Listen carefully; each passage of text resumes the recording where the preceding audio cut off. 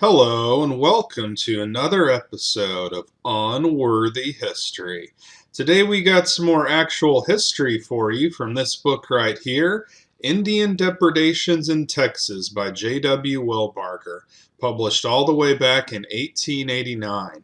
Now the story we're going to read about today takes place in Hood County, Texas. It's called Jeremiah Green. Jeremiah Green was a native of the state of North Carolina. He came to Texas in 1859 and located in Hood County. In the month of July 1863, Mr. Green, in company with several of his neighbors, went out on the range for the purpose of gathering cattle. After they had ridden several hours in the hot sun, they, as well as their horses, became very thirsty. They went to a stream nearby, where they obtained water and then rode to the top of a hill, where they intended to rest a while and graze their horses. Just as they reached the top of the hill, they discovered a party of Indians, 16 in number.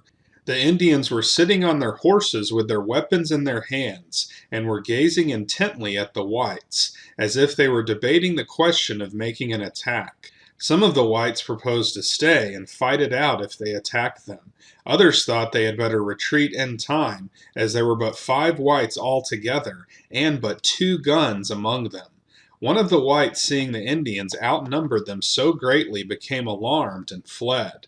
2 more of them, who were mounted on good horses, followed him, leaving the other 2 behind, who were riding rather inferior animals. These 2 men were hotly pursued by the Indians, and one of them, being closely pressed, dismounted from his mule, ran into a thick cedar brake, and made his escape. Jeremiah Green was riding a very poor animal, and was soon overtaken and mortally wounded. Those who escaped ran into the settlements and gave the alarm. A small company of men was quickly raised, who went to the spot where it was known the Indians had overtaken Green. Here they found traces of blood, which they followed through the cedar brake until they came to the dead body of the unfortunate man. It was evident that after he had been mortally wounded, he had dismounted and made his way into the brake, where he died. Shortly after this sad event, a man by the name of Hyant was out hunting his stock in the same locality by himself.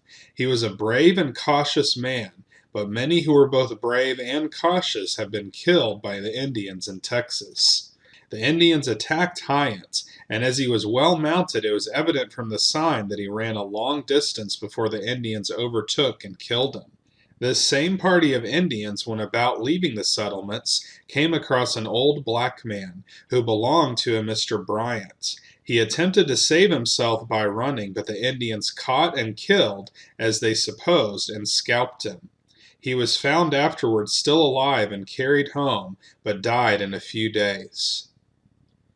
So that's the end of this story here. So unfortunately, 3 people died at the hands of Indians in Hood County during this period back in 1863.